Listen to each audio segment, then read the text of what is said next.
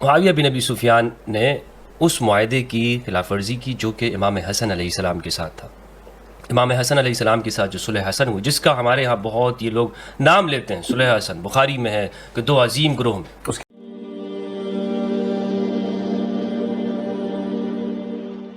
السلام علیکم ورحمۃ اللہ وبرکاتہ. حضرت معاویہ رضی اللہ تعالی عنہ اور حضرت امام حسن رضی اللہ تعالی عنہ کے درمیان ایک معاہدہ طے. اس معاہدے کے بعد حضرت امام حسن جو ہے وہ خلافت کے منصب سے دستبردار ہو گئے اور حضرت معاویہ رضی اللہ تعالی عنہ تمام امت مسلمہ کے بادشاہ بن گئے. اور یہ بادشاہت، یہ خلافت صرف عرب تک محدود نہیں تھی بلکہ نارتھ افریقہ بھی اس میں شامل تھا اور آہستہ آہستہ دیگر علاقے بھی شامل ہوتے گئے. بہرحال بات کرتے ہیں آج ہم صلح کے معاہدے کی شرائط، کیونکہ اس کو لے کر آج کل کیا پچھلے کئی مہینوں سالوں سے اچھالا جاتا. اصل میں جو اس معاہدے کی شرائط تھی وہ صرف 3، اور وہ کیا تھی کہ بر وقت امیر معاویہ خلیفہ بنائے جاتے ہیں، لیکن ان کے انتقال کے بعد امام حسن رضی اللہ تعالی عنہ مسلمانوں کے خلیفہ. بڑی ہی جینوئن جو ہے یہ شرط تھی اور اس پر دونوں فریق کی طرف سے اتفاق تھا، کیونکہ حضرت معاویہ رضی اللہ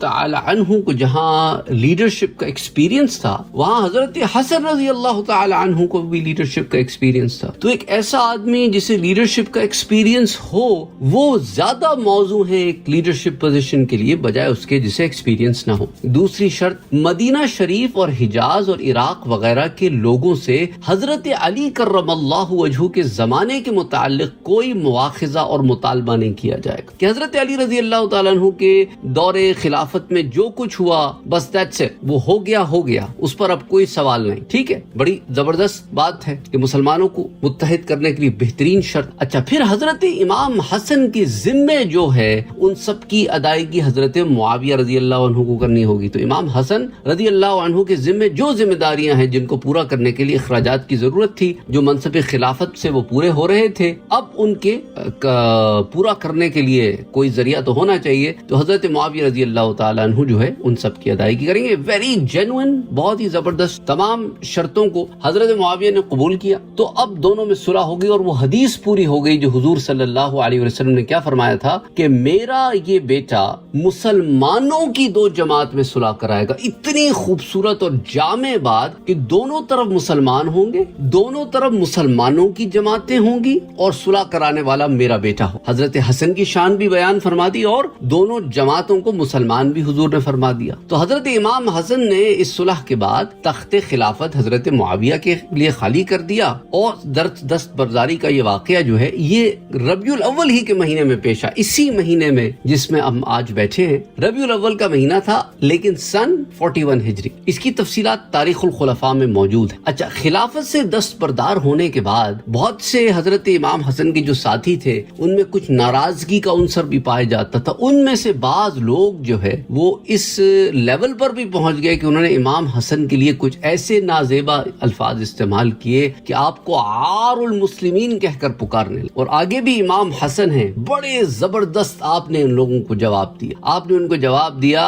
العار خیر من النار، کہ عار آگ سے بہتر ہے. اللہ اکبر، اللہ اکبر، العار خیر من النار. اچھا، اب امر خلافت حضرت معاویہ کو سپرد کرنے کے بعد کوفے سے مدینہ حضرت امام حسن تشریف لے گئے رضی اللہ عنہ اور وہیں قیام پذیر رہے. اور اس ضمن میں بہت ساری روایات آتی ہیں، تاریخ الخلفاء میں بڑی تفصیل سے باتیں موجود ہیں. یاد رکھیں کہ ہم یہاں پر اختصار سے بات کر رہے ہیں. جبیر بن نفیر کہتے ہیں کہ ایک روز میں نے حضرت امام حسن سے عرض کیا کہ لوگ کہتے ہیں کہ آپ پھر خلافت کے لیے خواستگار ہیں. آپ نے ارشاد فرمایا کہ جس وقت عربوں کے سر میرے ہاتھوں میں تھے، یعنی اپنی جانیں قربان کرنے کے لیے وہ مجھ سے بیعت کر چکے تھے، اس زمانے میں ہم جس سے چاہتے ان کو لڑا دیتے، لیکن میں اس وقت محض اللہ کی رضامندی حاصل کرنے کے لیے خلافت سے پردار ہو گیا اور امت محمدیہ کا خون بہنے نہیں دیا. تو جس خلافت سے میں صرف اللہ کی رضامندی کے لیے دستبردار ہو گیا، اب لوگوں کی خوشی کے لیے اسے دوبارہ حاصل نہیں کر سکتا. سبحان اللہ، سبحان اللہ. اب یہاں پر سوال جو اٹھایا جاتا ہے وہ یہ اٹھایا جاتا ہے کہ حضرت معاویہ رضی اللہ تعالی عنہ نے خلافت کی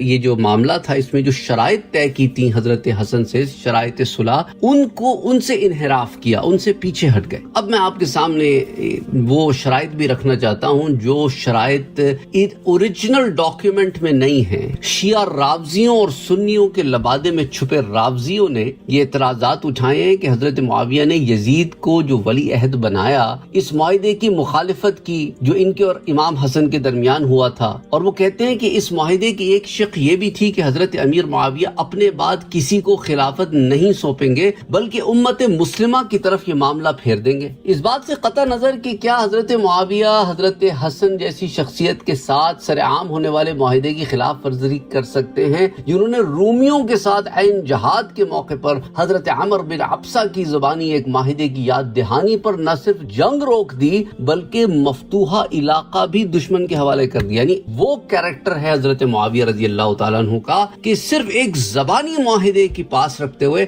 آپ نے جنگ بھی روک دی اور جو فتح کیا تھا علاقہ وہ بھی واپس. اور اس بات سے بھی قطع نظر کہ اس وقت کی غالب اکثریت جب حضرت معاویہ کے اس فیصلے سے متفق ہو گئی تو امت کی اکثریت کا اس رائے میں شامل ہونا خلافت کے معاملے کو امت کی طرف پھیرنا نہیں کہلائے گا. اور اس بات سے بھی قطع نظر کہ جن 4 بنیادی صحابہ نے اس فیصلے پر اپنی اختلافی رائے دی انہوں نے کسی بھی موقع پر حتیٰ کہ امام حسین رضی اللہ تعالیٰ عنہ نے بھی یہ اعتراض نہیں اٹھایا کہ یہ تو معاہدے کی خلاف ورزی ہے جو آپ ہم سے کہہ رہے ہیں کہ یزید کو ولی عہد نامزد کر رہے ہیں. کہیں آپ کو اسٹیٹمنٹ کسی سے نہیں ملے گی, ان صحابہ سے بھی نہیں ملے گی جنہوں نے اختلاف کیا کہ یزید کو ولی عہد نہیں بنایا جائے گا. ان سب باتوں سے قطع نظر معاہدے کی جس شق کو معترض اعتراض کرنے والے اعتراض کی بنیاد بناتے ہیں یہ شق تاریخ کی بنیادی کتابوں میں تو ہے ہی نہیں بلکہ اس میں معاہدے کی دیگر شقوں کا تذکرہ ہے. اچھا آپ مسعودی کو اٹھا لیں جو شیعہ ہے, ان کی جو کتاب ہے مروج الذہب, امام طبری کی تاریخ طبری اٹھا لیں, ابن کثیر کی البدایہ اٹھا لیں, ابن اثیر کی الکامل اٹھا لیں, ابن خلدون کی تاریخ ابن خلدون اٹھا لیں یا ابن جوزی کی المنتظم اٹھا لیں, ان میں سے کسی میں بھی آپ کو یہ شق نہیں ملے گی جو شق کو بنیاد بنا کر یہ اعتراض کر. تو پھر یہ شق آئی کہاں سے؟ یہ شق بلازری کی انصاب الاشراف میں موجود ہے لیکن اس کی سند ہی کوئی نہیں ہے, اور پھر وہاں سے الصواعق کے مصنف نے اٹھائی ہے. اچھا اس شق کو, اس کلوز کو کچھ معترضین نے متواتر بھی کہا ہے جبکہ اس کی ایک بھی سند صحیح نہیں ہے. اچھا آخری بات جس پر اختتام کرتے ہیں کہ قدیم شیعہ مورخ الدنوری کی کتاب الاخبار والاطفال میں یہ شرائط کچھ اس طرح کے بعد وہ لکھتے ہیں کہ حضرت معاویہ نے حسنین کریمین کے ساتھ جو شرائط طے کی تھیں ان میں کوئی کمی نہیں کی. تو میرے خیال سے مسئلہ صاف واضح ہے. السلام علیکم ورحمۃ اللہ وبرکاتہ. Don't forget to like, share, comment and subscribe to Sayyid Saad Qadri. Don't forget to like, share, comment and subscribe to Sayyid Saad Qadri.